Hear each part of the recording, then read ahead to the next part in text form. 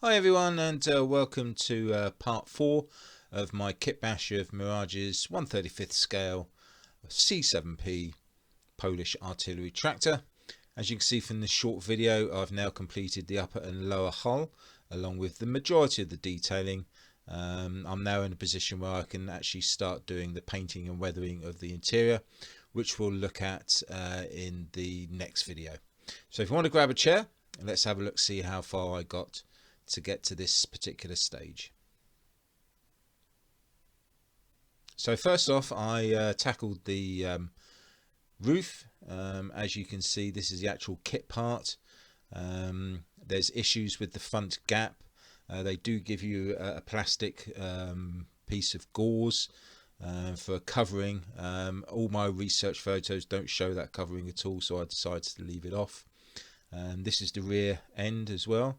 So what I first did was to put 3 supports, just using basic plastic card, and if you see from the inside, those have fitted in nicely. And what I now needed to do was just to tidy up the interior, get rid of all those sink marks using humble filler, and once dry, all sanded down so it all looks nice and neat. The actual funnel for the exhaust and air supply isn't a very good fit, so all of that had to be modified.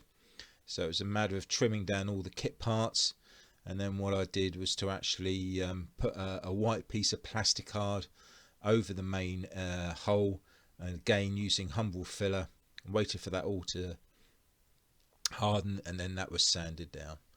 Now the actual front bulkhead, the kit part is completely wrong. So that had to be modified. So drastic action had to be taken, and it was all cut down to size, and that enabled me then to be able to put the smaller part in the front of the bulkhead, and again using filler. That turned out really well, and I was very pleased with the way that looked. And then as you can see, I've started to use some girders from plastic card to give the strength to the actual roof. And as you can see there, with all of that in place, the actual air intake section now fits nicely, and I was very pleased with the way that looked. So all that needed doing now was to put in some rivets using the usual 0.5mm basic pattern was done. Also some around the edges of the top of the roof as well. Now the actual air intake funnel had to be modified, because what I wanted people to do is to be able to see the actual engine that I scratch built, and in reality there would have been panels on the side which could have been taken off for maintenance, so I had no issue with redesigning that part. First of all, the front was chiseled out so that the front of the engine could be seen, and there you can see quite clearly we have a lot of open space for the engine to be seen.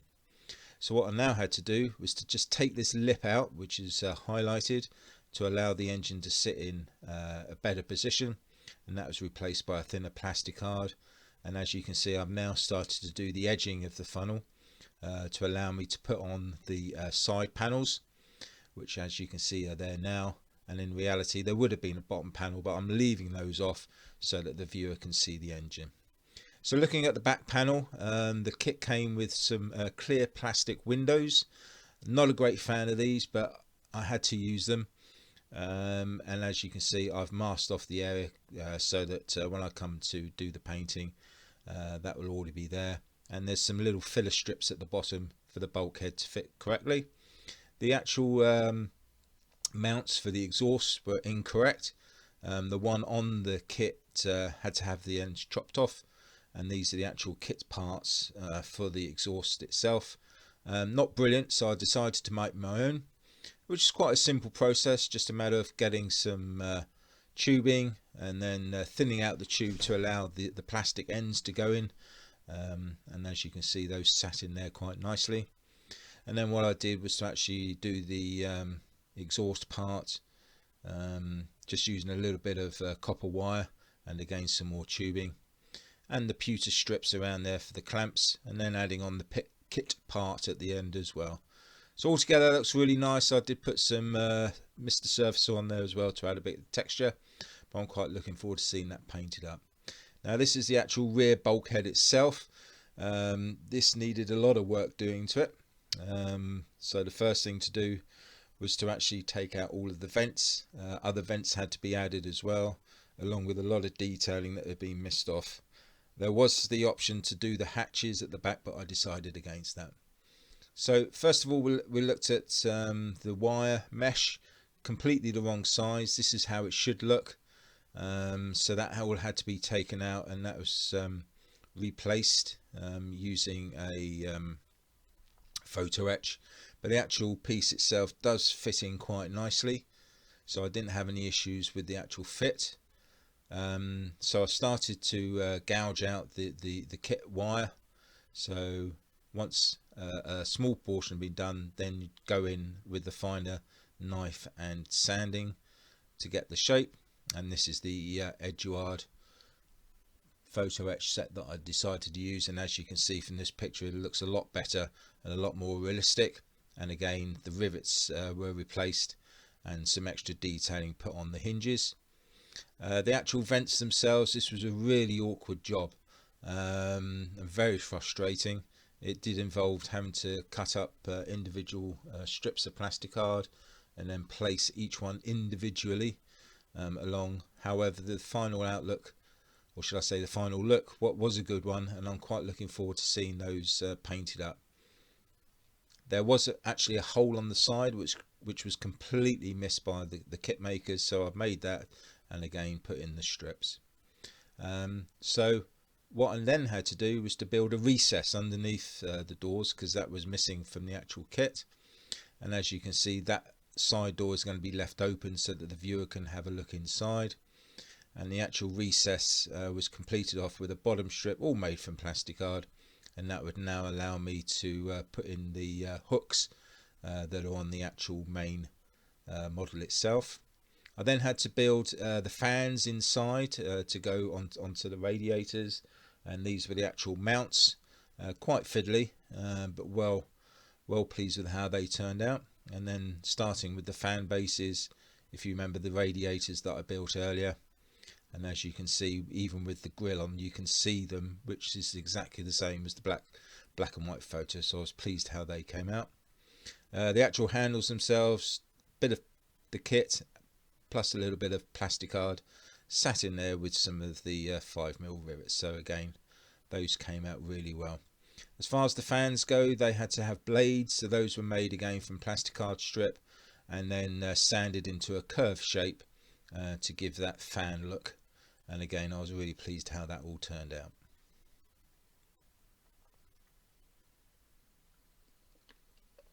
The tools on the back, they were replaced by better ones. The kit ones were poor, and then a little handle was made and the other detailing was added. So all in all, very pleased with how the back was turning out. As you can see, there's a metal bracket that has to go across the mud guard as well as the back, so I used pewter strip for that, and then that was just creased and folded into place, and then Meng nuts were added for added detail, and those will be put on right at the end of the build. The actual side of the bulkhead, the detailing was all missed off because the kit actually has a large container, so I'm not having that large container, so I've added on the detailing again with Meng nuts and some PE rivet strips, and on the back the actual holes were filled again with the strips. Now the tension was then turned to the front. The front bulkhead, there are two types you can have. You can have the smaller one that the kit has, or the larger doors, which I've decided to go for, which means that the actual viewer can see more. The actual kit part doesn't fit the main bulkhead, so it wasn't a difficult decision to actually just get rid of this and make a completely new one. So these were the kit parts that I had if I wanted to use it, but as you can see from this photo, it was a little bit too small. And with the larger doors that I wanted, I just made myself a plastic card template, and then what I did was to cut out the larger door shape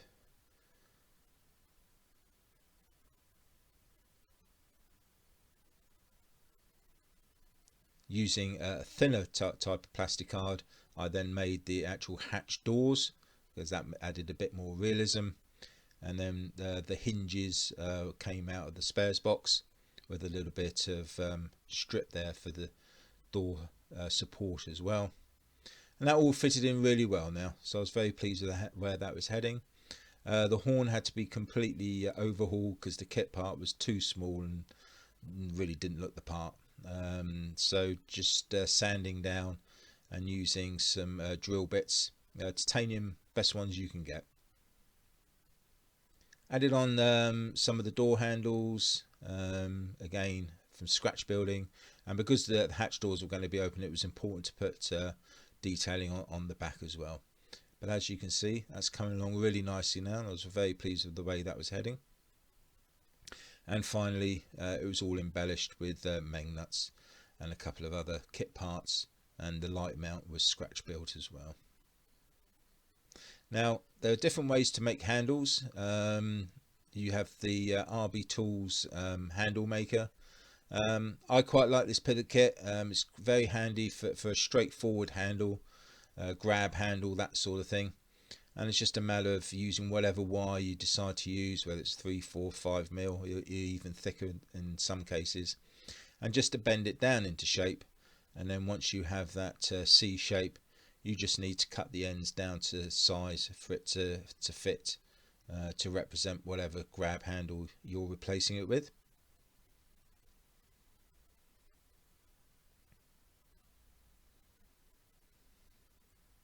However, there are cases where you need smaller handles, for example, that we saw on the hatch, and they need to be a particular shape, and you can use a template. This one's, as you can see, allows you to do different scales and sizes, and then it's just a matter of getting your piece of wire and just forming it across the jig, and then that gives you your basic shape. And then just cut that down to size. And then what you need to do is to flatten out the ends, just using some flat-nosed pliers. Give it a good squeeze, and then what that will do, that will give you a nice flat platform where you can quite easily put a rivet on there for some final detailing.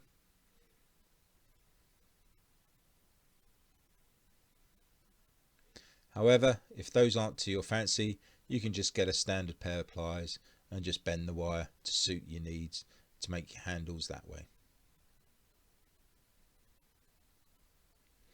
Now, if you remember the panel that doesn't exist, however, the dials and are very handy.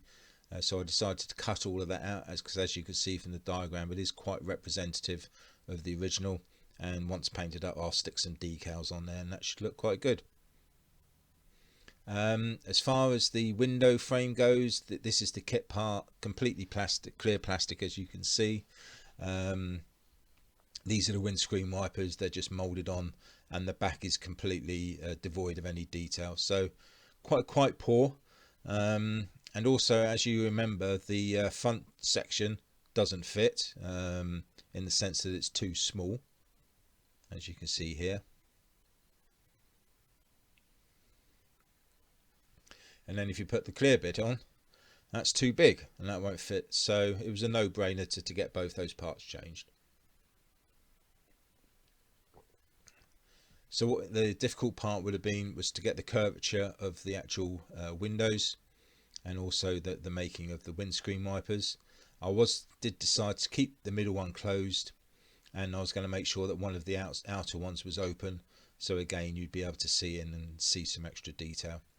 But I thought this would be an ideal opportunity to add value to the actual build with a lot more detailing. So again, got my plastic card template cut to size, and then using pencil ruler marked out all of the windows. And then very carefully what I had to do is to start cutting out the window shapes. So start with a smaller shape, and then as you can see, sort of get the curves in, and then using files and sandpaper smooth it all down to that particular shape. Now when cutting something this small and this delicate, as you can see from your blade, there is a thickness to the blade. So whenever you cut down through plasticard, you're going to compress the plasticard, and that can cause no end of problems as far as straight cuts go. So if you cut one side out completely and then trim with the other side, that stops that compression and you get a straighter cut because there's nothing against the blade. Using a bit of clear plasticard, I then inserted the windows, and then the windows were all framed using strips of plasticard. And here, this is one of the separate ones that's going to be open. That was quite fun to do.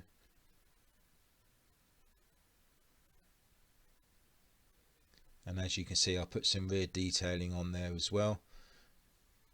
This involves the door stays and also the little mini generators for the windscreen wipers.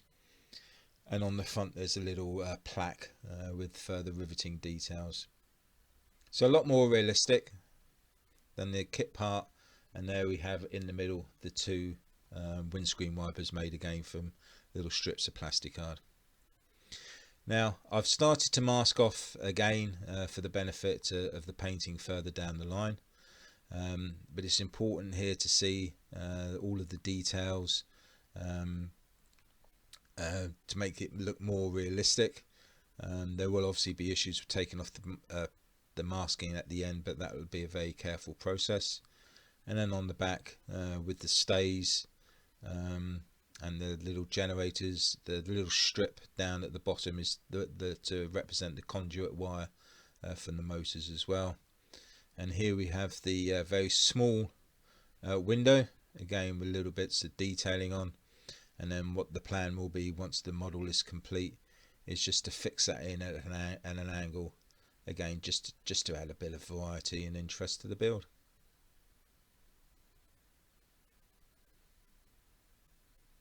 Now the actual sides, the kit does provide you with the circular discs to represent the windows, but all my research shows that there was no window. There's people hanging out of them, arms hanging out, equipment hanging out. So from what I can gather, there is no window there at all. So there it is, all complete. Very pleased with how that's all turned out. Now I will go into more detail in the following video on how to use foil to make tarps.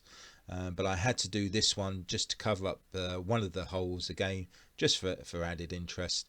Very simple process, and as you can see, little strips of foil, and there's a couple of buckles there from the PE spares drawer. And yeah, I look forward to seeing how that comes out once painted up. The actual grab handles, as you can see, the kit part has a twisted cord on it. Again, all my research shows that it is in fact smooth, so I just used some metal tube and rod to represent that instead. Now this gives you a prime example of why you don't always need to buy a PE set. You can just add on the detailing yourself. So a little bit of pewter strip with some rivets at the bottom, and again repeated on the other side as well. Again, no need to use a PE clasp in the middle, just get the kit part and sand it down nice and thin so it looks the part. A couple of discs in there for the tyres, and then finally from the spares drawer a little butterfly clip. So there we go, saves you a lot of money not having to buy PE sets. Now onto the lower hull, the first issue at the back. The kit instructions don't tell you to take this flange off, but you do need to. It does not exist on the real vehicle. So that was just a simple process of cutting that off and sanding it back like so. And then I was prepared to then put on some detailing. Again, just to use a little bit of plasticard cut to size. And these actually went on the supports for the rear idlers. These were hand cut, again holes drilled out, and little strips put on the end of the kit part, and then that was hollowed out. And I was really pleased with how they turned out, and again looking forward to see how they paint up and weather up. Some added detailing was put on with the rivets. Again, may not be able to see much of it, but at least it's there. And then there seemed to be some sort of handbrake mechanism whether you can put it on once the vehicle's stationary, but that was all made out of plastic card. The sprocket, simple little rivet in the middle.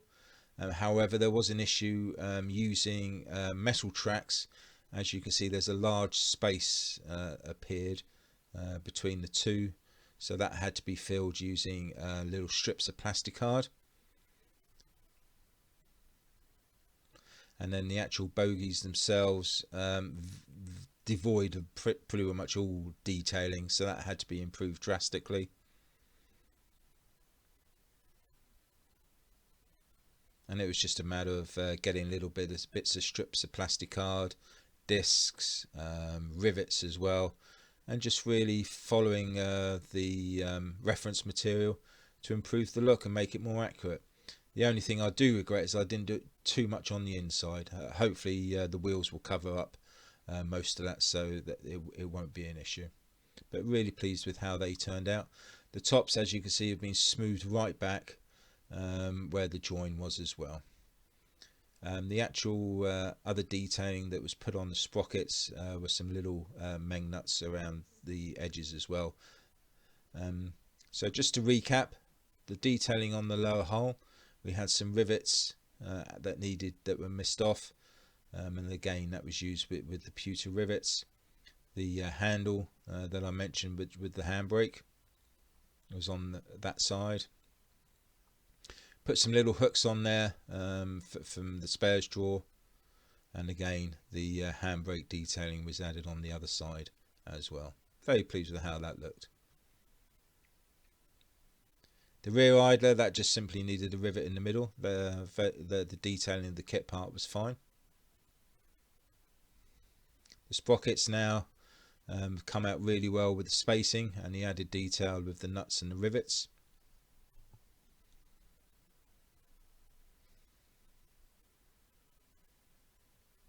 And again their supports as well. Really like these, come out very well indeed. And as you can see, the ends were chiseled out to give that depth as well. And the bogies, all that extra detailing. It's just a matter of using little plastic card discs, rivets and little plastic card strips. It's all fun and games doing the first one, but when you realise you've got to do about 18 to 20 pairs, it did take a little bit of time. But I think the final look is a rewarding one.